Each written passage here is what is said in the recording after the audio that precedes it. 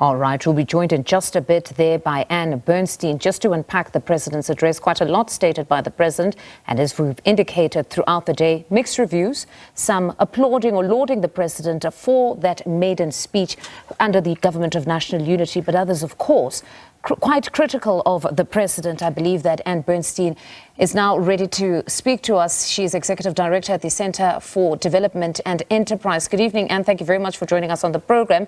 A highly anticipated address meant to give clarity on the GNU's priorities for the next 12 months. What did you make of it? Well, a lot to say. Thank you and good evening. Look, there were some important new policy directions, particularly on a new housing policy, on local government, and they all point in the right direction. Overall, I would say, though, that the speech lacked sufficient urgency when you think about South Africa's situation, and a lot of too much vagueness. You know, we're going to spend this amount of money, we're intending to raise it, it's very hard to work out on infrastructure or other things exactly what's going on or what progress has been made from the year before. Mm-hmm. Now, this is a GNU State of the Nation, and I was hoping it would be a bit bolder on the kinds of changes the country needs in order to get the growth the president says he's committed to. I was also concerned about, let's say, the muted sort of statements about corruption, which is still rife throughout the state and the private sector and desperately needs to be acted upon. So overall, I wasn't very happy with a number of things, although there were some positive things announced, but much too long-term, too little focus on immediate actions that could change the environment for investors and growth. Mm-hmm. You say, or at least from what I'm getting from you, is that it was very surface level, that there was no greater detail with some of these things, that if you're talking about the 100 billion that will be unlocked for infrastructure, there was no further detail beyond that. But also, we heard of the reforms that are needed around the funding model for municipalities, but there was nothing said beyond that, and even that there would be greater support for some of these struggling municipalities. Well, for example, if the president had said in the budget in 2 weeks' time we intend to ring-fence the money we send to municipalities for water and electricity, that would have been dramatic. Now, they might still announce that. That would be an immediate action, but I don't think they're ready. I think it's going to take time still. It's going to, who knows how long it's going to take. So this sounds like a promising direction. Mm-hmm. But what did you make of, at least insofar as the medium-term development plan? He stated that they could achieve their objectives by, firstly, strengthening the role of the Public Service Commission here, insofar as the appointment of public officials, that it starts with the kind of deployments they make to government. This is great. This is a reform we know that has been on the go. From all that I know about it, it sounds like a positive initiative.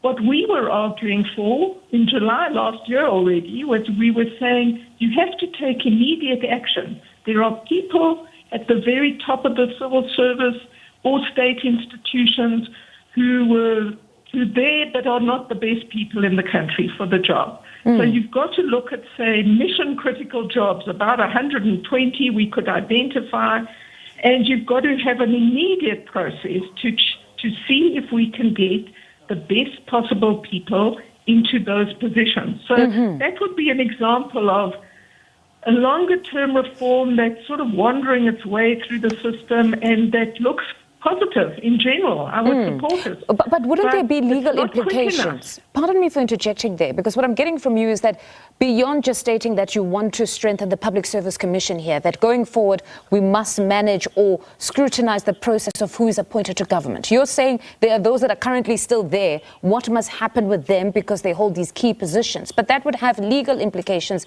insofar as labor law is concerned. Are you saying that perhaps he needed to be decisive and say there must be a process now to work out of the system those that are not fit for purpose, perhaps?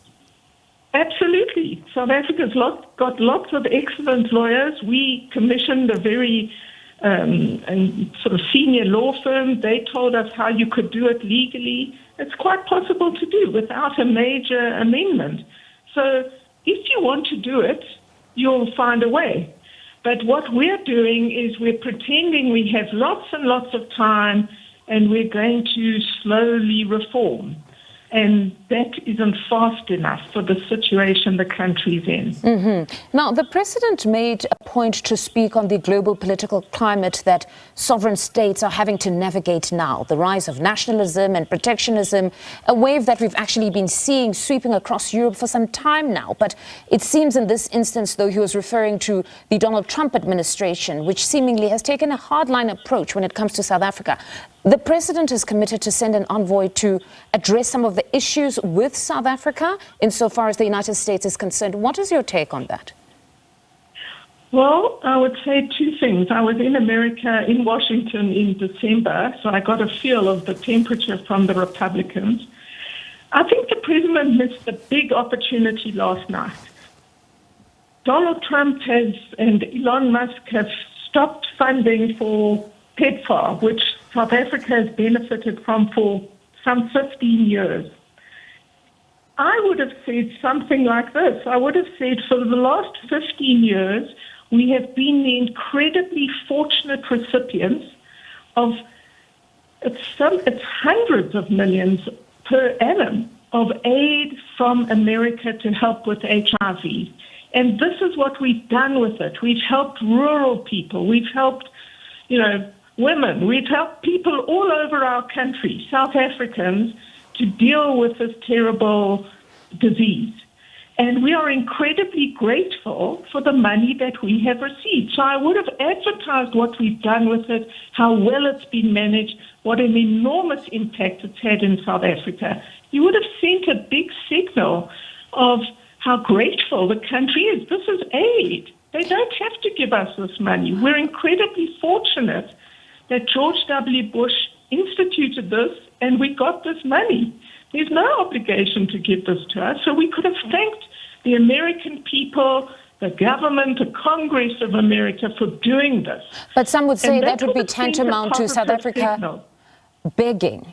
Some are saying that would be tantamount to South Africa begging because in this instance, it seems that the heart of it is the foreign policy here. So there are those that are saying, or at least applauding the president for the position that he has taken to say South Africa will not be bullied, will have to move together as one and united as a country, and understanding that we would consistently stick to the constitutional principles. I'm in favor of sticking to our constitutional principles, but I'm saying that there is a new sheriff in town in the most powerful country in the world, and we depend on getting this aid. There's no obligation. We want trade with America. We want aid. I'm not in favor of begging bowls. I'm saying if we'd put the facts on the table, it would have sent a big signal in a different way. So this is obviously a complicated area. I think South Africa has to rethink its foreign policy. It is now, foreign policy has an enormous impact on our chances of economic growth. And from how we use our defense force to how we engage with our second largest trading partner in the world, who is volatile, and it's a whole new game, is going to be really, really important. And we need to think hard and strategically about how to do that. All right. Anne, thank you very much for your insights this evening. Unfortunately, we have run out of time. That is Anne Bernstein, Executive Director at the Center for Development and Enterprise, speaking to us there.